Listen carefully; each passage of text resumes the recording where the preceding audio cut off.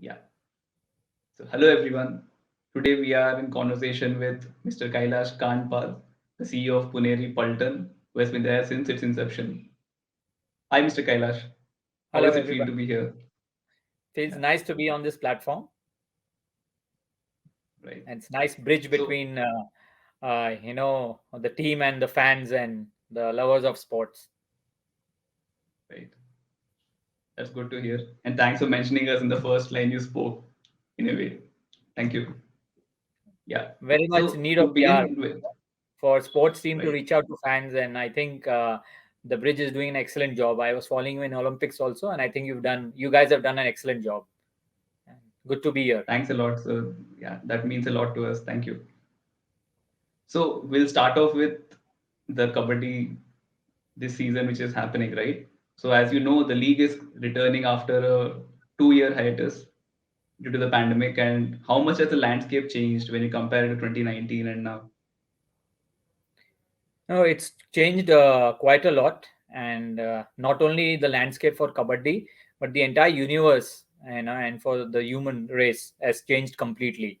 And the in the COVID times, we are seeing new challenges every day, and with the formation of bubbles in sports universe, and getting Right, acclimatized to these kind of bubbles and these quarantine before we start interacting with each other, and a regular test, so that RT-PCR and those kind of tests, so that we know that we are in good shape and keeping the virus away, at the same time moving ahead, and the virus, I think, what I have been reading and what I hear, is here to stay for long, so it's not going to go away. right, And life must go on, the show must go on, as they say, and we need to move along with the virus, but at the same time, safety is of the uttermost importance, and that's why we have these various bubbles in sports team and sports league, and now currently we are in one. So yes, right, definitely, to answer your question, the landscape has completely changed, and it's very tough, right. but we are getting used to it. Indeed, I think the bubble life is not easy as you're seeing in other leagues already over the past 1.5 years. So, what were the biggest challenges you faced during the pandemic as a franchisee, both from a viewership point of view as well as a business point of view? Like, how did it get affected? So kabaddi not being there for almost 2 seasons, 2 years now, has definitely affected the morale of the players. Okay, because the Right, players are gladiators who want to be out on the mat playing the game day in and day out, and for them, life completely stopped for the first 6 months. And slowly, when things started opening up, they started their training, but this was more on fitness and gym training, strength training, but kabaddi training was not happening. So of course, for almost a year, the life was at standstill with no kabaddi, and right, slowly things started opening up. Of course, there was no kabaddi of the level of Pro Kabaddi League, though there were kabaddi right, happening in small towns, as well as we had the senior nationals happening, but not to the scale or not to the level of Pro Kabaddi League, and that has affected the players. Okay, they are looking forward to the league now, and this has also affected the business, because for 2 years, right. you can understand that there's been no kabaddi, Yeah, and that definitely affects the business also. right. So, in order to counter this, right, all the issues, your challenges which you face as a franchisee, how did you, approach the current edition, both on and off the court? So we kept it very simple. Okay, we said that being this entire league is going to be run into a bubble. What we decided is, our in our pre-auction strategy, we decided that we should go with young players, okay, who are hungry to prove themselves, okay, rather than load the team with senior players with past laurels, okay, and Right, we kept in mind that a young team would be more uh, adapt to the bubble. Okay, they'll be more willing to acclimatize themselves in the bubble, and also in terms of unity, it would be more, and the performance will definitely show as we move along on the mat. But that was a Right. strategy getting into this season, and so far what I'm seeing is that it is working. Okay, but only time will tell as we Wonderful. move. Next week is the first match on Thursday, so only time will tell now how, whether our strategy has worked or no. But so far I am seeing that okay, these young boys want to go out on the mat, want to prove themselves. They have not had kabaddi for last 2 years. They are in their prime age of 2021, and they want to Right. prove themselves.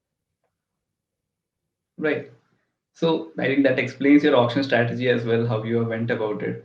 So now you are building, you have your Yuva Paltan, right? From where a lot of people are coming in and competing in Puneri Paltan. Can you explain more on how you're building this grassroots structure and promoting from within, and how is it helping Puneri Paltan? So this was we had decided pre-COVID that we want to have an academy for young players to come in and train with us, and we form a team for the future. And we had identified around about 25 young talented boys from across the country. But unfortunately, as we started the academy, a pandemic hit us and we had to shut down. And for almost 2 months, we were deliberating, when do we start, how do we start, because we had no clarity on how, when India would come back on their feet and we would all resume. But then slowly, when things started opening up, the core good group got together and said that why don't we start online training. By the time Zoom and Google Meets had all picked up, and we started adapting to the new world on meeting online, and we said let's start our training online. That's how we took the UA Academy on the digital platform. So you can say that this academy was launched on a digital platform. We started training our training on digital platform. So we had regular Zoom meetings with our boys. Okay, so our fitness training started. Our fitness trainer Sangram Manjrekar, he used to take daily 2 sessions of the boys, 4 days in a week. And then our Yuva Paltan coach Ravi Shetty, he used to take their classes once a week. So talking about match situations, talking about various PKL matches, showing them the different moves of different raiders, defenders, depending on what the class was for. If it was for defenders, he would show the best catches of certain defenders, and why those catches were good, or some moves of the defender, how one could form that angle, form that movement for that defend tackle. Similarly, for raiders, how the raiders should go for a bonus, what kind of running hand touch, or what kind of movements the raider should have. So all that was in a classroom session. So we almost went 8 months on classroom sessions, online sessions. After that, we did one training camp when Maharashtra opened up.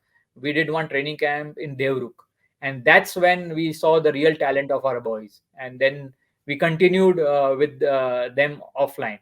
So of course, then the second pandemic hit us last year, and Right. then again we had to take a break. And then just before the auction, we did one camp in Abhimanyu Cricket Academy in Dehradun, and again there the boys showed their true potential.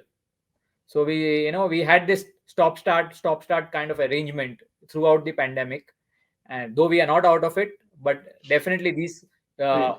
online classes along with these offline camps have helped us throughout the pandemic. And now when we get into the league, I'm sure this model is going to work for us, and I'm looking forward to it. Right.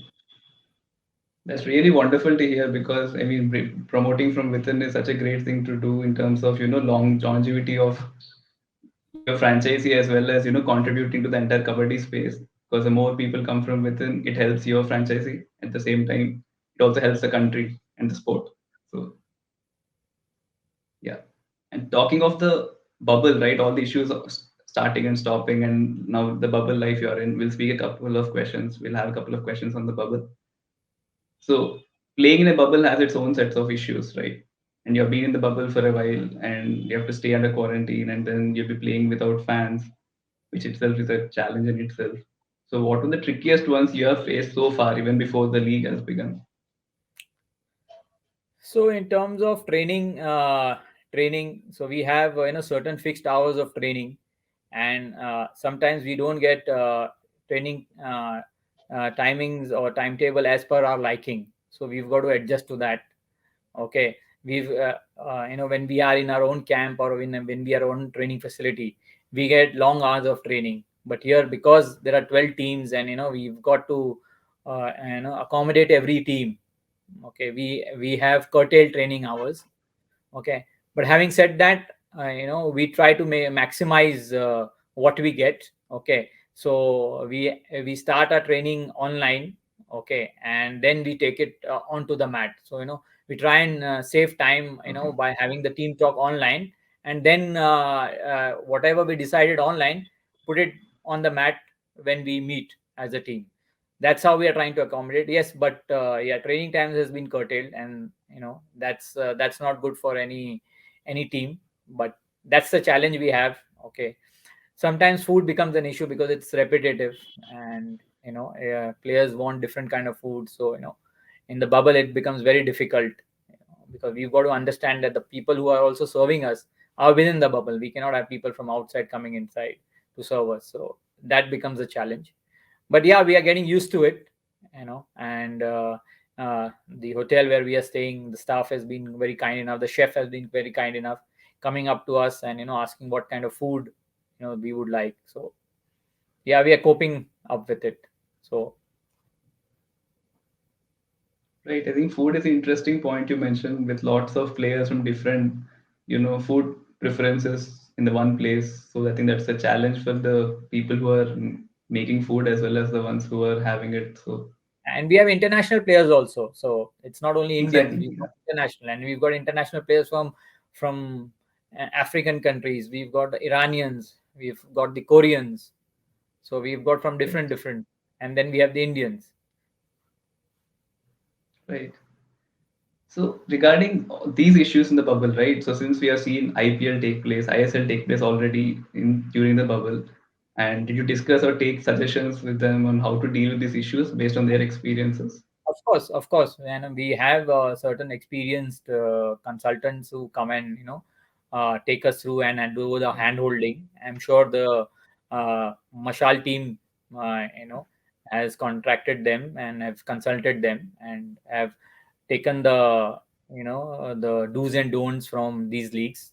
Okay, from and some of the experienced consultants are also consulting us. So Mashal has done a wonderful job there, getting the learnings from there.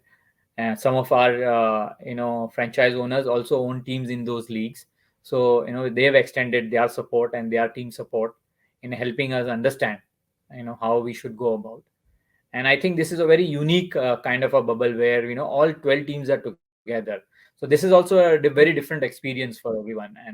And I think so far it's working. It's been almost 2 weeks now, and so far it is working. So we've got a long way to travel, and hopefully by grace of God we'll be there towards the Yeah. playoffs and the finals Right. without any major sensational news for you guys. Right. So we'll just move a little bit back and look at how the league has grown, or the since its inception. So it's been now since 2014. It's been there running, right? And you're one of the founding members of the PKL. So you've seen the league grow. And what are the challenges which were there then, which are no longer there now? And how big a spanner is the pandemic in the progress of the PKL? See, the infrastructure is a great challenge, and it still remains in India, though we've moved quite a bit, I would say. And Kabaddi is still Kabaddi League. The Pro Kabaddi League is still a young league. Okay, and it's all what it's been 7 years now. That so it's relatively quite young. It has its own unique challenges, and every season we learn new things. Okay, in terms of whether be it infra, in terms of be it sponsorship, or in terms of be new kind of any activations which want to do for the sponsors, or for this year the pandemic that the league is having in the pandemic. So there's a new learning altogether. So I would say, yeah, there are challenges, and we've overcome those challenges. How we plan the league better, in terms of since the infra is not with the franchisee. So how do we plan? How do we co-opt the stadiums with the franchisee and ensure that we get the stadiums when we require. Some of these stadiums have multi-facility, so they have the other sports also going on. Okay, and so that becomes a challenge sometimes. Okay, getting the facility only for our league. So those kind of challenges we faced, and we are overcoming them. Right. And even the stadium So authorities now yeah, understand our requirement, and they are forthcoming, and they sometimes they come and ask us, okay, your league is happening, so what are the things that you require, so that we are better prepared now. So, and that's a very delightful change we are seeing, the acceptance of the league and acceptance of the sports by the authorities. right. So if I ask you in a nutshell to pinpoint three things which are required to build a successful kabaddi franchise in this country, what will those three be?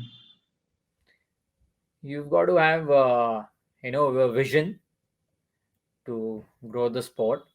You've got to have talent, and you've got to have sponsors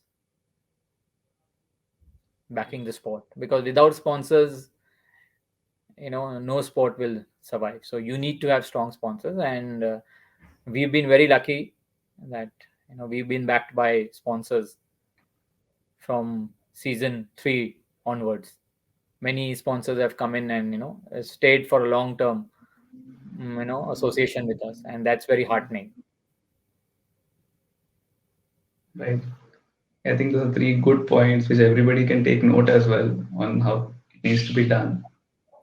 Finally, specifically to Puneri Paltan, what was your approach to balancing between building a winning team and also turning the franchisee sustainable at the same time? So we looked at the model, how the league is structured, what are the new player policies, and based on those player policy, we've taken a team which can be with us for almost 3 to 4 years. Same kind of players can be with us for three. So we can develop those players, we can develop the talent, and it's not about winning only one season, or you're showing your potential for one season. You've got to show it over and over again. So season but Right. one season after the other, we've got to show that we are a good team. So we looked at this team with a vision of at least 3 years, that these players will stick together for 3 years. Performance will come, definitely it will come, if these players stick together and put their best foot forward, performance will come. So with that vision, we went into this season, and it has really it is showing that so far it is showing that we are on the right track. Only in on Feb 27th, when you ask me this question, I'll be in a better position to tell you whether that strategy has worked or not. Right. Sports is such a thing that So, you can see it, there's nothing to hide, whether the strategy right. worked or no. At the end of the match, you come to know whether yes, that was right or wrong, and everyone will have a view, and everyone will have his own judgment. But yes, this is what the strategy is, and this is what, and I would be happy if we come out as winners. Right. So on the same topic, I would just like to ask, as a last question, how do you see the season panning out? Like, is this going to be your year? It's going to be a tough season. And every 12 teams will hope that it is their season, but Right. only the team which plays together, stays together, and plays really hard kabaddi, aggressive kabaddi, is going to come out winner. And I hope that my team does that and makes me feel proud. Right. Yeah. So those are all the questions we have for today. And thanks for your time taking this time out and having a conversation with us and with all the people who are watching. Do you have a message for all the people who are watching? Thank you so much for inviting me. And I would say to all the fans, come out in numbers, support the sport, support the league, and please watch our matches. I'm sure we are going to be entertaining you. Thank you.